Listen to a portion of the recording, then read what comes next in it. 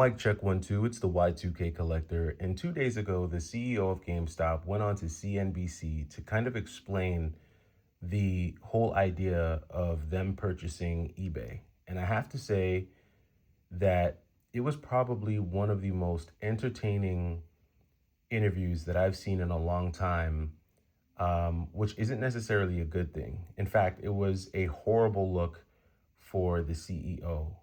He walked into that meeting looking like a person who was not prepared at all for that interview.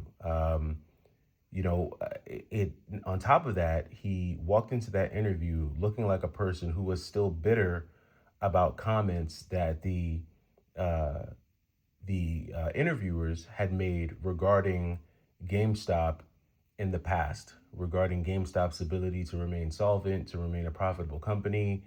And I'm sure a lot of this stems back to the famous meme stock era of GameStop, everything that happened during around the time of the pandemic. And, he just came off as a very bitter and ill prepared CEO of a company that's trying to make a significant purchase. And they asked him very pointed questions around his ability, GameStop's ability to purchase eBay. And his answers were just very dismissive. He kept pointing them back to the website, which I guess pretty much explains what GameStop is attempting to do in purchasing eBay. But if you ever watch CNBC, and I know some people like CNBC, some people don't, some people prefer Fox Business. It doesn't matter which news outlet you prefer. When you're brought onto a public TV show to explain what you're doing, you're being brought there, or typically a CEO is going to go there to not only explain what he's doing or what his company or his or her, what their company is doing. They're basically brought there to almost kind of sell it to the general public to help them understand the rationale behind what they're doing. And the CEO of GameStop just did a very poor job of doing that. A really, really poor job of explaining how GameStop was going to be able to buy eBay. Now, just to kind of give you some rough numbers, I think GameStop has a market cap of $20 billion. I believe eBay has a market cap of somewhere around 40 or $50 billion. And you can look this up. I mean, a lot of this information is public. I'm giving you raw numbers. My numbers might not be exact, so don't hold me. I didn't say I was CNBC. I'm just sharing this with you to kind of give you an idea of how the interview went.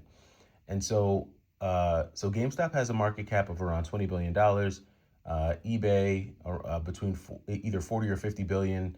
And then from what I understand, GameStop also has kind of like a promissory note, or they've been basically told by TD Bank that TD Bank would be willing to give them another $5 billion to aid in the purchase of eBay. All that being said, GameStop just does not have enough money on the books to purchase eBay. They've only got, a grand total of somewhere of around $25 billion, and they're trying to purchase a company, that's worth, $50 billion. So essentially they're looking for that, that Phoenix resale price. They're trying to get reseller pricing on eBay. And I guess they're hoping, I don't know what their strategy is, because again, the CEO didn't really make it clear. I haven't gone onto GameStop's website to read that, just because I'm not that interested yet to go and kind of dig through all of that. But I think at the very least, if you're the CEO and you're talking to the general public, or people who may not really even understand a lot of financial lingo, or valuations and market cap and share price and all these types of things, as a CEO, especially the CEO of a company like GameStop, I think you should at the very least be able to go into a meeting and basically break down what your vision is, clearly, how you plan to get there, what the incentive is for shareholders, and what the benefit is going to be for customers. And I don't really think that that's a very difficult thing to do. I think CEOs do it every single day on TV, all the time. And I just think that, watching that interview, when I saw it, it kind of made sense as to why GameStop leadership, GameStop business practices, GameStop management gets such a bad rap, especially from customers. Because if this is who you have at the top, my God, I mean, no wonder leadership is abysmal. This is your leader. This is your mouthpiece for the company. This is who everyone is taking their cues from. And if you walk into a public, nationally televised interview displaying that level of emotional, insecurity, bitterness for past comments, and just lack of preparedness, how can I expect anything more from any of the leadership beneath you? And that goes, from your C-suite executives to your VPs, to your director, to your senior directors, to your directors, to your senior managers, to your store managers, all the way down to the employees. And I think this is why in a lot of GameStop stores, they just have a very I don't give an F mentality. And this is why a lot of mistakes happen. And, when I saw that interview, it really made sense. It really made sense when it comes to some of the things that I've heard about GameStop's leadership and the culture that they have there. Because if that's the guy that's setting the culture for the company, if he's the one setting the tone for professionalism, preparedness, the image that's being presented or put forth for the company, it's not a good look. It's not a good look. And I think that the CEO of GameStop is going to look back on that interview and probably be disappointed in himself. And if he isn't, then I think that might even be worse, because there has to be some level of, self-awareness when it comes to something like that. And like I said, everybody has their opinions on CNBC, Fox Business, things like that.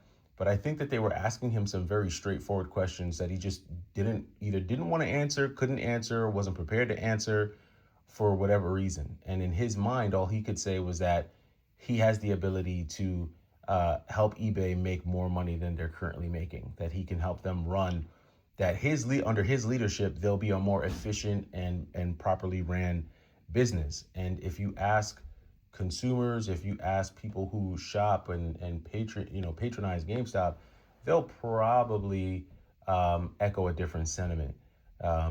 Now, I might not be the one to talk because I do a lot of shopping at GameStop, but if I were to be quite frank, I capitalize on a lot of GameStop's mistakes. And I think that's what a lot of collectors do. We've been capitalizing on their inefficiencies for quite some time, and they've probably realized it, especially as they start to hone in more on collectibles. And I think they're starting to take a closer look at the inventory that they have that is more collectible, that is more valuable. And I think that's why you're going to see a lot less of those types of items accessible via their online platforms. And I think if you're someone who shops there, your best bet from now to the end of the year is going to be to go to the stores. Go to the stores, because if you go to the stores, you still have the opportunity to take advantage of games that were just traded in, and maybe weren't sent to the warehouse, or maybe weren't shipped anywhere. Go to the stores, because GameStop is definitely trying to do something. What it is, I don't know. I don't think the CEO knows. It kind of feels like a chicken, running with its head cut off, or a dog chasing its tail. I just don't know. All that being said, like I said, I'm capitalizing on GameStop's inefficiencies, and because of that, I was able to get this copy of Shadowrun on the Sega Genesis for $25. So, as a collector, it's great news for me. $26 for Shadowrun is a really good deal. It's like a $55 to $60 game, so that was a really good pickup there. And then I picked up this complete copy of Ys Memories of Salsetta, I think that's what it is, on the PS Vita. So $41 for two very solid games, not too bad at all. You guys let me know what you think. If you've seen that interview with the CEO of GameStop, let me know what you think in the comments down below, and I'll catch you in the next one. It's the Y2K Collector. Take it easy.